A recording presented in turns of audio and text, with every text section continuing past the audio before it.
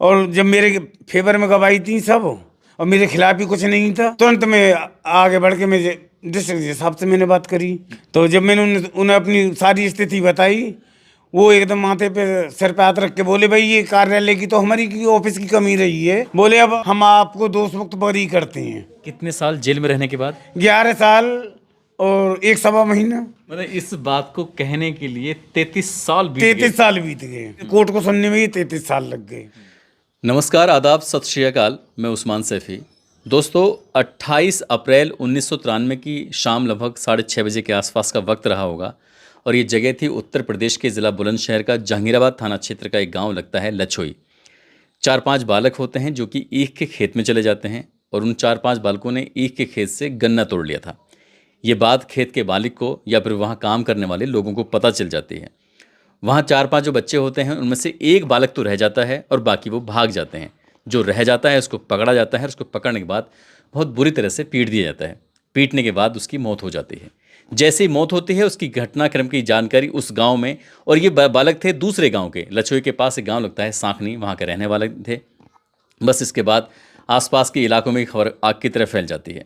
इसी मामले में 5 लोगों को आरोपी बनाया जाता है। 5 में से एक व्यक्ति ऐसा होता है जो इस घटनाक्रम पर था ही नहीं, लेकिन उसको लगभग 11 साल सलाखों के पीछे ज़िंदगी गुजारनी पड़ती है। इस बीच में उनका बेटा, बेटी, पत्नी, उनकी ज़िंदगी कैसे गुजरी होगी सहज ही अंदाज़ा लगाया जा सकता है। लेकिन अफसोस की बात यह है कि जब 11 साल बीत जाते हैं तो कोर्ट उन्हें अपने सामने खड़े करके कहता है कि आपको बेकसूर इतने दिन सलाखों के पीछे रहना पड़ा, हमें इस बात का बड़ा अफसोस है, लेकिन अब आपको बाइज्जत बरी किया जाता है। जब ये बात सुनी जाती है, क्योंकि घटनाक्रम को हो गए थे 33 साल बीते हुए हो गए थे और 11 साल वो सलाखों के पीछे गुजरे थे, और जैसे ये बात कोर्ट की है कि जज साहब की सुनते हैं तो उनकी आंखों से आंसू गिरने लगते हैं। आज इस कहानी को जानने के लिए आए थे कि आखिरकार क्या हुआ था उस दिन और क्यों ये सलाखों के पीछे गए थे। अगर उस दिन घटनाक्रम में ये नहीं थे तो वहाँ कौन था और क्या है पूरा घटनाक्रम। हम आए हैं उसी गांव लछोई में और हमारे साथ हैं संजय कुमार सिंह जी। संजय कुमार सिंह जी, आपका बहुत बहुत स्वागत है। नमस्कार। कि आपको 11 साल सलाखों के पीछे रहना पड़ा जबकि आपका कोई कसूर नहीं था। अदालत भी इस बात को मान चुकी है। क्या था उस दिन पूरा घटनाक्रम, जैसे आपने गांव से सुना होगा या फिर जो भी बात थी आप बताने की कोशिश करिए। बैसाख का महीना था, तो मैं अपनी ट्रैक्टर से गांव मानपुर में, गांव से 45-46 किलोमीटर दूर गांव मानपुर पड़ता है, गढ़िया मानपुर बोला जाता है, वो थाना गौता क्षेत्र में आता है जी। वहाँ अपने ट्रैक्टर से लांक निकाल रहा था गांव मानपुर में। धीरज और उर्फ कल्लू चाचा बोल देते हैं वो, तो उनका लांक निकाल रहा था मैं। लांक निकालने के बाद में सुबह को मेरे गांव के आसपास के 2-3 लड़के पहुंचते हैं। बोले, भाई तुम्हारे गांव में तो ऐसे ऐसे एक मर्डर हो गया सांखनी का। अच्छा। एक लड़का मर गया जी, तुम्हारे खेत पे ही, तुम्हारे चाचा जी के तुम्हारे खेत पे एक लड़का मर गया और उसमें तुम्हारा भी नाम है FIR में। तो मैं अपने ट्रैक्टर को सबको बंद करके और ताला लगा के अपने वहीं मानपुर में छोड़ के अपने गांव चला आता हूँ। मैंने गांव में आके देखा, सुना, मालूम पड़ी तो वो लड़का ख़त्म हो चुका था। वो लड़के का नाम क्या था? उस लड़के का नाम था शकील अहमद। वो सांखनी का रहने वाला था। पास के गांव लगता है? पास के 1 किलोमीटर का अंतर है हमारे गांव में और उसके में। खेत से माना मिल रहा है। अच्छा। एक दूसरे से जी। इतना ही हमारे गांव से वो खेत पड़ता है, इतना ही सांखनी से पड़ता है, बीच में पड़ता है वो। तो शकील की हत्या हो चुकी थी। अब मैंने थाने में भी जो है 1-2 आदमी भेजे। मैंने कि भाई मैं तो गांव में मौजूद ही नहीं था, मेरा नाम कैसे आया। तो शकील के पिताजी ने कितने लोगों के नामजद FIR दर्ज कराई? शकील के पिताजी ने 5 लोगों के नाम FIR दर्ज कराई। 5 कौन कौन थे वो? 5 रामिंदर सिंह, जो आपके चाचा लगते थे। जो चाचा लगते थे। मेरे फादर, पिताजी नाम उनका जोगिंदर सिंह जी। कलुआ और महेंद्र, दोनों बाप बेटे ये थे। जो कि बाप बेटे थे, ये दोनों बाप बेटे थे। लेकिन ये इनका क्या रिलेशन था? ये रामिंदर सिंह के साथ में साजे में खेती करते थे। काश्तकार थे, साजे में खेती करते थे। तो ये गांव में आया, मैंने मालूम करी तो उन्होंने बोले, भाई ये कुछ लड़के थे रोज नुकसान करे सांखनी का, और हमारा पैमाना मिला हुआ था कि गन्ने तोड़ के ले जाएं या कभी कुछ और नुकसान कर जाएं। तो उस दिन ये चार पांच लड़के थे, तो और तो भाग गए, एक लड़का ये शकील पकड़ लिया, और शकील को पकड़ के खेत पे जो लोग बाग काम कर रहे, उसमें हमारे जो चाचा जी थे वो भी साथ थे, उन्होंने उसके साथ में मार पिटाई कर दी। उस लड़के को कोई चोट ऐसी गंभीर लग गई सिर में, जिसकी वजह से उसकी मौत हो गई मौके पे ही। अच्छा, तो फिर आगे पुलिस ने आपको 5 को पकड़ा, गिरफ्तार किया। अच्छा, जब मौत हो गई उस लड़के की, तो जब मुझे पूरी जानकारी हो गई कि भाई कैसे क्या हुआ, किसने कैसे करा, तो मैंने अपने गांव के प्रधान जी से कह के 2-4 आदमी थाने भेजे। उन्होंने दरोगा जी को बताया कि भाई वो लड़का तो गांव में नहीं था। चलो ये तो गांव में थे, और तो समझे, और इनका खेत भी है, सब चीज़ें, लेकिन संजय तो गांव में मौजूद नहीं था। भाई संजय का नाम तो इसमें से निकलना चाहिए, आप तफ्तीश कर लें, इंक्वायरी कर लें अच्छी तरह पूरी अपनी। तो बोले दरोगा जी ने आश्वासन दे दिया, ठीक है। वो बताया है कि भाई संजय तो मानपुर में फलाने के यहाँ गेहूँ निकाल रहा था, समझिए, उसके ट्रैक्टर ट्रॉली भी, ट्रैक्टर और लांक निकालने की मशीन भी वहीं खड़ी हुई है सब, और भी आप जाके तो अपनी तफ्तीश कर लो, गाँव में था यहाँ नहीं, लांक पांक निकाल रहा है या नहीं निकाल रहा। तो दरोगा ने तफ्तीश नहीं की? दरोगा जी ने कोई तफ्तीश नहीं करी। जो FIR के ऊपर वो जो एप्लीकेशन दी थी तहरीर, उसी के ऊपर FIR दर्ज करके, FIR चढ़ा के, और अपनी जो भी आगे कार्रवाई होती जहाँ भेजते हैं वहाँ भेज दी उन्होंने। ठीक है। हमको पता पड़ी भाई तुम्हारा नाम ना निकल रहा, ना दरोगा जी कुछ कर रहे, तो हमें 10/5/93 को हम अपनी जो कोर्ट में हाजिर हो गए। कोर्ट ने हमको जेल भेज दिया। जेल जाने के बाद में 10/5/93 को हम जेल में गए। 24 बीच में हमारी बेल हो गई, 24/5/93 को हम जेल से रिहा हो गए। 14 दिन में ही हम जेल से बाहर हो गए। उसके बाद में जो बेल पेल हो गई, अब आप जानते हो कि तरह तरह की बात देहातों में चलती हैं, पर उनसे तो कोई मतलब ही ना है। तो हम अपनी खेती बाड़ी में अपने फिर लग गए। खेती बाड़ी में लगने पे फिर थोड़ा सा हमारा आपसी घरेलू चाचा ताऊओं का ज़मीनी विवाद था, बंटवारे का, उसमें थोड़ी सी वैसे अपनी बातचीत चलती रही, उधर वो केस चलता रहा।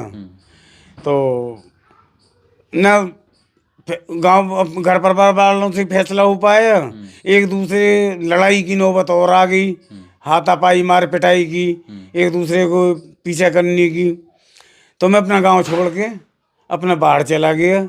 मैं अपने बच्चों को अपनी ससुराल गांव मानपुर में ही, मेरे पिताजी, वो मेरे जो ससुर थे वो पुलिस से रिटायर्ड थे, उनके पास छोड़ के मैं उनको, एक लड़की बड़ी। तो आपके ससुर ने भी आपकी मदद नहीं की कि भाई वो पुलिस के पास जाते, दरोगा से बातचीत करते, और आपका ही नाम उसमें क्यों लिखा गया, इसके पीछे की क्या वजह रही होगी? इसके ये गांव की जो पार्टी पॉलिटिक्स होती हैं, कुछ एक दूसरे को सहयोग दे के चढ़ा देती हैं कि भाई ये गांव का ठीक आदमी है, ठीक ठाक कमा रहे हैं, इन्हें भी थोड़ा सा घेर दो। गांव में एक दूसरे से जलन भी करते हैं। तो ये आपके जो ससुर साहब दीवान जी के आप नहीं बात कर पा रहे हैं, प्रधान जी बात नहीं कर पा रहे हैं, तो वो जाके बात कर लेते तो वो भी नहीं कर पाए? ऐसा ये मुझे लेके उस समय किरणपाल सिंह मंत्री थे, किरणपाल सिंह धमेड़ा वाले, जी जी समझ ये मंत्री थे उस समय पे। इनके यहाँ गए कि आप भाई, ये डायरेक्ट तो गए ना कि भाई दरोगा जी से बात करो और इंक्वायरी करवाओ बढ़िया करके। ये आदमी तो, एक आदमी तो इसमें कतई निर्दोष है। हाँ, फिर तो किरणपाल सिंह ने आश्वासन दे दिया इनको, प्रधान जी को, मेरे ससुर साहब को, मेरी सास भी गई, समझिए, और भी गए 10-5 आदमी। तो किरणपाल सिंह ने आश्वासन दे दिया। वहाँ से मतलब मदद नहीं हो पाई, कोई मदद नहीं मिल पाई। इसमें मैंने अपनी फाइल के अलग आदेश करा दिए। मैंने भैया जैसा तुमने करा तुम भुगतोगे, जैसा मैंने करा मैं भुगतूंगा, तुम अपने अलग केस लड़ो, मैं अपना अलग लड़ूंगा। ठीक है।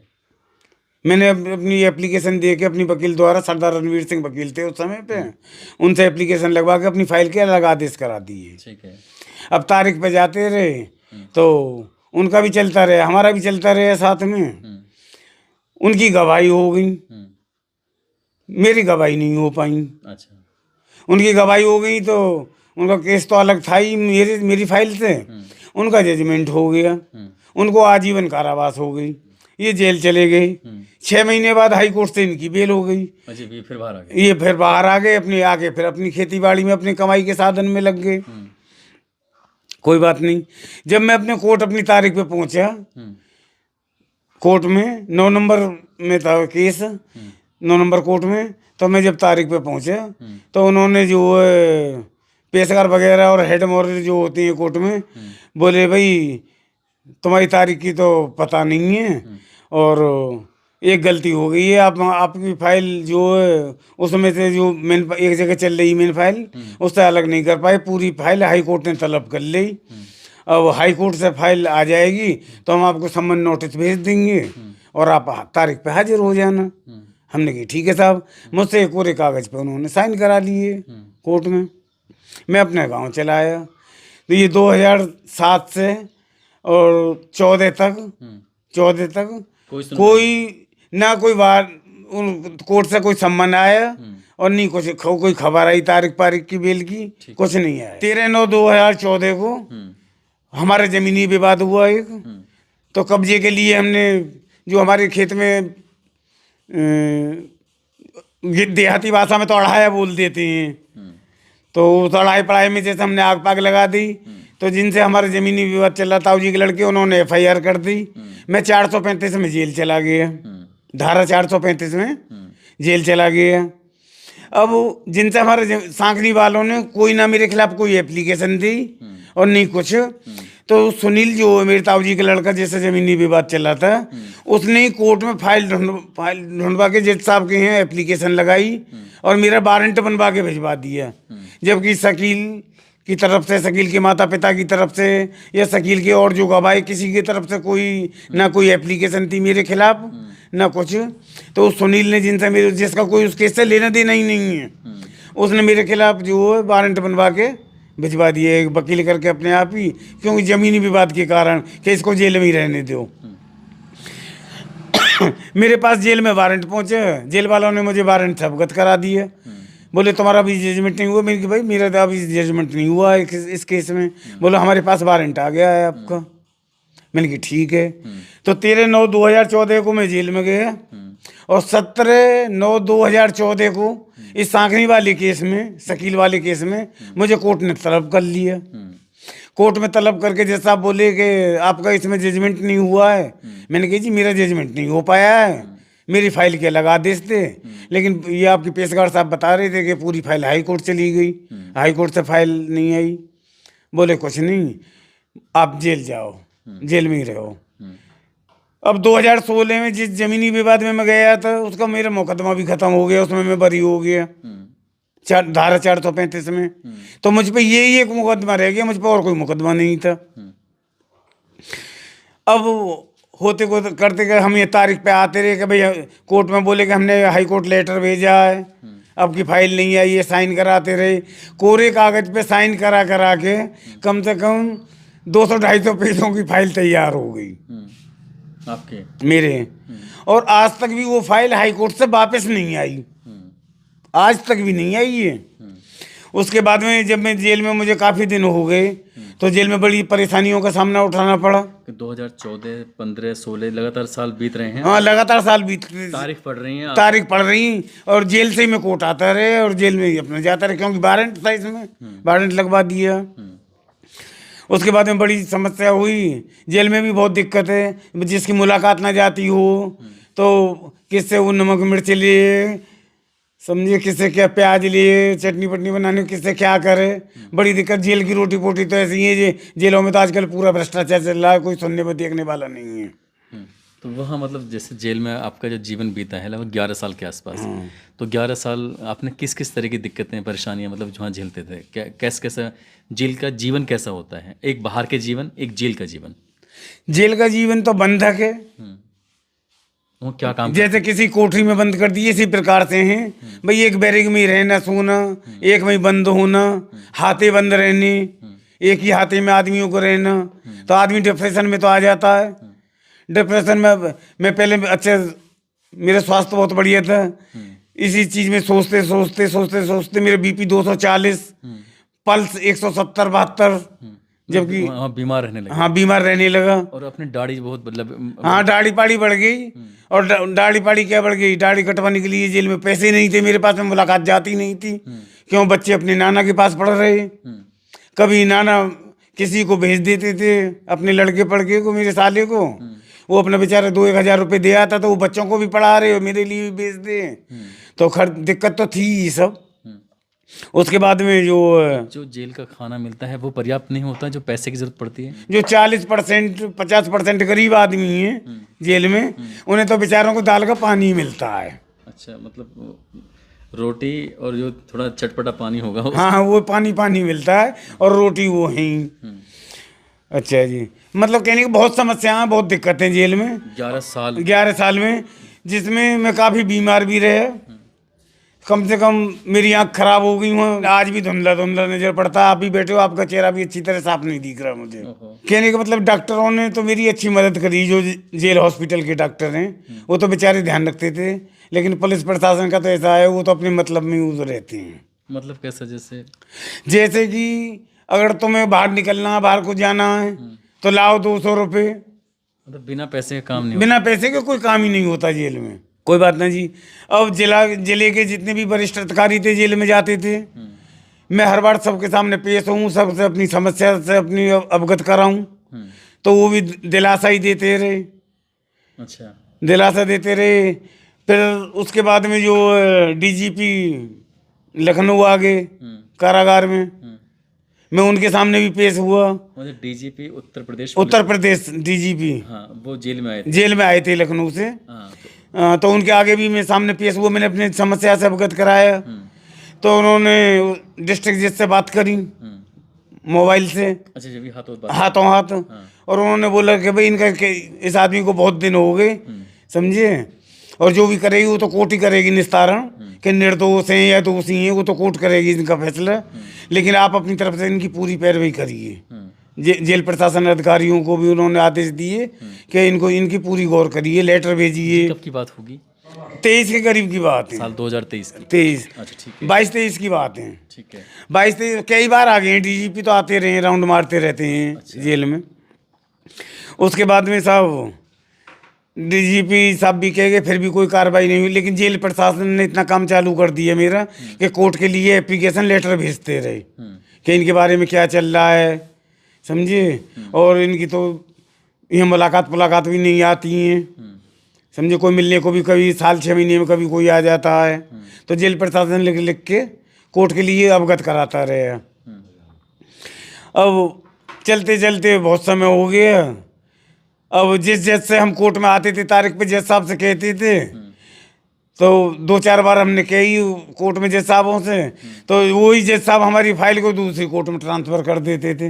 जैसे मदद मांगी तो वो दूसरी कोर्ट में ट्रांसफ़र कर देते थे। ऐसे ही होते होते कोई कोर्ट ऐसी ना बची जिसमें मेरी फाइल ना गई हो। उसके बाद में साहब कुछ नहीं था। अब कुछ समय से 2022 से मेरी एडीजे 12 में थी को फाइल। तो एडीजे 12 के तो जज साहब थे, उनके आज तक हमें दर्शन ही नहीं हुए। पेशकार वगैरह होती हैं या कोर्ट मुहर्रिर होता है, वो 6-6, 7-7 महीने तारीख नहीं भेज देते कोर्ट में भी, जो हम अवगत करा में अपनी समस्या से। ऐसे वक्त गुजरता चला गया। उसके बाद में एक डिस्ट्रिक्ट जज अब से कुछ दिन पहले नए आए थे, उनका ट्रांसफ़र हो गया था पिछले वालों का, तो नए आए थे। तो उन्होंने जेल का दौरा करा। ये डीएम साहब भी नहीं आई थी, अब जो लेडीज, इनसे पहले जेंट्स से। तो ये आई थी जब वो डिस्ट्रिक्ट जज साहब आए थे। हालांकि वो हाई कोर्ट चले गए हैं, उनका प्रमोशन हो गया है। तो जज और डीएम ये दोनों आए थे दौरा करने और एसपी साहब भी साथ थे। हाँ। तो 6 नंबर में जब ये सारे अधिकारी पहुंचे तो सब अपनी समस्या पूछ रहे थे, डीएम वगैरह, डिस्ट्रिक्ट जज के भाई किसी को कोई दिक्कत हो, एसपी साहब के भाई बताइए जेल प्रशासन में कोई आपको परेशान करता हो। तो कोई जवाब नहीं दे रहा था, कुछ भी किसी ने कुछ नहीं बताई। तो सुप्रिटेंडेंट साहब बोले, संजय आप क्यों खड़े हो? अच्छा, आपसे कहा? मुझसे बोला, आपको 10 साल से ऊपर हो गए जेल में और आपकी कोई सुनवाई नहीं हो रही। डिस्ट्रिक्ट जज साहब आए, आप इनसे बात करिए, समझे, अपनी समस्या से अवगत कराइए। जायसवाल साहब ने बोला। तुरंत में आगे बढ़ के मैं डिस्ट्रिक्ट जज साहब से मैंने बात करी। तो ये राजीव कुमार जो सरकारी वकील हैं विधि वाले, ये भी साथ में मौजूद थे। तो जब मैंने उन्हें अपनी सारी स्थिति बताई, वो एकदम माथे पे सिर पे हाथ रख के बोले भाई ये कार्यालय की तो हमारी की ऑफिस की कमी रही है जो आपको भुगतनी पड़ रही है। जो उन्होंने आपकी फाइल के लगा देते तो आपकी फाइल अलग नहीं रख पाएगी, पूरी फाइल ही हाई कोर्ट भेज दी। इनका काम मुझे तुरंत 1 महीने के अंदर अंदर इनकी फाइल कंप्लीट चाहिए। जब फाइल कंप्लीट हो गई जी। तो जज साहब का तो मुझे नाम पता नहीं है, दाढ़ी रखते हैं वैसे, खां साहब हैं, हाजी जी कहते हैं उनको। तो उनके यहाँ जब फाइल पहुँच गई उन्होंने तो सब देख के बोले भाई आपके साथ तो बहुत ही गलत हुआ है, समझे, मैं आपका निस्तारण जल्दी करता हूँ। अब उन्होंने जल्दी जल्दी 2-2 दिन की 4-4 दिन की तारीख दे के अपनी वो सब जो कागज कार्रवाई और गवाही पवाई मेरी सब करा करू के, गवाही सब फेवर में थी। जो जिनका मरा था जो उसमें गवाह थे सांकनी के ही गवाह थे सब, वो दे आई ना। संजय हम मौके पे मौजूद थे, ना हमने संजय को मारते पीटते देखा, ना शकील की हत्या करते देखा। इनका नाम कैसे आया, हमसे तो दरोगा जी ने अंगूठा लगवा लिया। समझे। अच्छा। जब मतलब इस बात को कहने के लिए 33 साल बीत 33 साल बीत गए, समझे।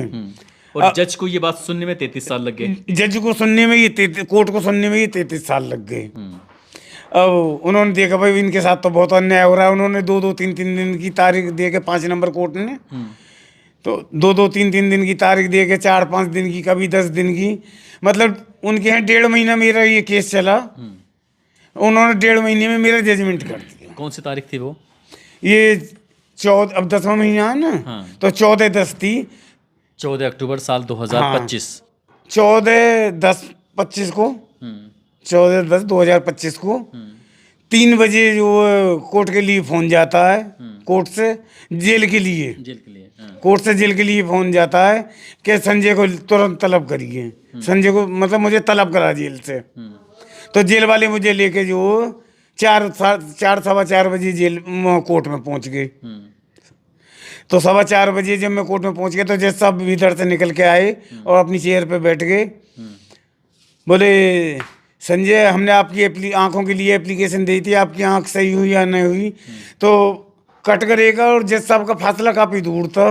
मैं बोला साहब आपकी बात मेरी अभी समझ में नहीं आई। तो जज साहब बोले कि संजय को कटघरे से निकाल के मेरे पास ले आओ, मेरे सामने ले आओ। अच्छा। हाँ। तो मैं उनके सामने खड़ा हो गया, नमस्ते करके सामने खड़ा हो गया। उन्होंने कही कि भाई संजय तुम्हारी आंखों को क्या हुआ? मैंने की जी ऐसा है, गार्ड नहीं मिली है, आपकी तो आदेश पहुंच गए थे, गार्ड नहीं मिली है, मेरठ जाके नहीं दिखाया था मेडिकल में। बोले अब आप बाहर दिखाना, हम आपको दोष मुक्त बरी करते हैं। आप पे जो आरोप लगे थे वो सब गलत थे, हम आपको जो बरी करते हैं। कितने साल जेल में रहने के बाद? 11 साल और 1 सवा महीना। भाई 13/9/2014 को मैं जेल में गया। फिर तो आप रो दिए होंगे वहाँ। हाँ, मेरी आंखों में आंसू से आ गए। मैंने जज साहब से हाथ जोड़ के कि मैंने साहब आपकी बड़ी मेहरबानी है। मैंने कहा हम तो बहुत परेशान थे। जिस दरोगा ने जांच की थी उसको तो कुछ न कुछ करना चाहिए था। अब सब 93 की बातें, 97 की बातें।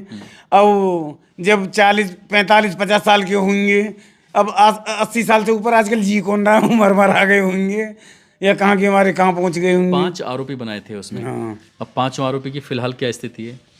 5 आरोपियों की ये स्थिति है कि वो तो अपनी बेल पे छूट गए 6 महीने में। उनको आजीवन सजा हुई, 6 महीने में छूट के वो तो अपने काम कर रहे हैं, अपनी खेती बाड़ी भी कर रहे हैं, काम भी कर रहे हैं। तो उनकी स्थिति तो सही है। कितने जिंदा हैं उसमें से?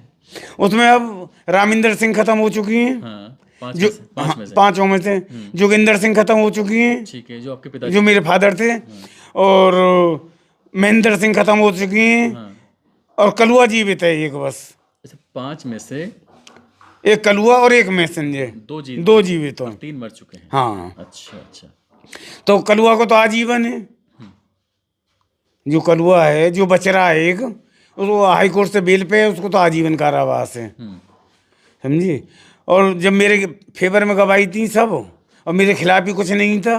मरने वाले खुद कह के आएंगे जी इनका नाम गलत लिख गया है, हमको पता ना है कुछ भी। हमसे तो दरोगा जी ने अंगूठा पंगूठा लगवा लिया जैसे लगवाया, हम इतने पढ़े लिखे ना हैं। उसके बाद में जो जज साहब ने मुझको बरी कर दिया 14 तारीख को, 14/10/2025 को। बॉलीवुड में एक फिल्म अभिनेता हैं, नाम उनका संजय दत्त है और संजय दत्त के पिताजी का नाम सुनील दत्त। ये उस दौर की बात है जब ये जवान हुआ करते थे, जब ये घटना हुई थी। तब ये बम्बई जाते हैं, उनके घर पर रुकते हैं, खाना खाते हैं, सब कुछ होता है। लेकिन अब जो मैं इनसे कहानी सुन रहा हूँ, इस कहानी को बार बार कहीं ऐसे मोड़ पे ले जाते हैं जहाँ से वापस लौट के आते हैं, फिर जाते हैं, फिर लौट के आते हैं। इससे ये पता चलता है कि इनकी याददाश्त भी उस जेल में 11 साल जो बिताए हैं, कितनी परेशानी के दौर से गुजरे होंगे। आंखें सही से काम नहीं करती हैं क्योंकि चेहरे सही से दिखाई नहीं देते हैं। कान भी वहाँ पर सही से काम नहीं कर रहे थे क्योंकि कानों से सही से सुनाई भी नहीं देता है। 11 साल एक बेकसूर आदमी ने सलाखों के पीछे गुजारे और जज साहब ये कह देते हैं बड़ी आसानी से कि आप पर जो आरोप लगे थे वो सिद्ध नहीं होते हैं और हम आपको दोषमुक्त करते हैं। अब आप घर जाओ। जिस रूप में वो घर आए हैं, ना अपने बेटी का ध्यान रख सके, ना ही अपने बेटे का ध्यान रख सके। लेकिन अफसोस की बात यह है कि जिस दरोगा ने या जिस जांच अधिकारी ने इस मामले की जांच पड़ताल की थी, काश जज साहब उस बात पर भी कुछ ना कुछ बोल जाते, उस दरोगा को भी तलब कर लेते। हालांकि ये भी उस दौर की बात है, हो सकता है कि दरोगा इस टाइम हो या ना हो, लेकिन एक पुलिस के लिए एक नज़ीर ज़रूर पेश करनी चाहिए थी कि कभी कम से कम अपनी जांच जो करें तो पूरी ईमानदारी, पूरी शिद्दत से करनी चाहिए कि आपके एक फैसले से किसी की ज़िंदगी बर्बाद हो सकती है। संजय कुमार सिंह ने इतने साल, यानी कि 33 साल पहले घटना होती है और इसी घटना में वो 11 साल सलाखों के पीछे गुजार कर अपनी पूरी ज़िंदगी बर्बाद कर देते हैं। अब आगे कैसे ज़िंदगी कटेगी, कैसे नहीं कटेगी, एक बीमार आदमी कैसे जीता होगा, सहज ही अंदाज़ा लगाया जा सकता है। दोस्तों, इस पूरे घटनाक्रम को सुनाने का उद्देश्य किसी को परेशान करना नहीं है, किसी का दिल दुखाना नहीं है, बल्कि आपको जागरूक करना है, आपको सचेत करना है। और जो पुलिस वाले इस वीडियो को देख रहे हो, उनको बताना है कि जिस चीज़ की, जिस बात की आप कस्में खाते हैं, उस काम को तो ईमानदारी से करना चाहिए आप लोगों को। आप सब लोग अपना ख्याल रखें, सुरक्षित रहें। जय हिंद, जय भारत।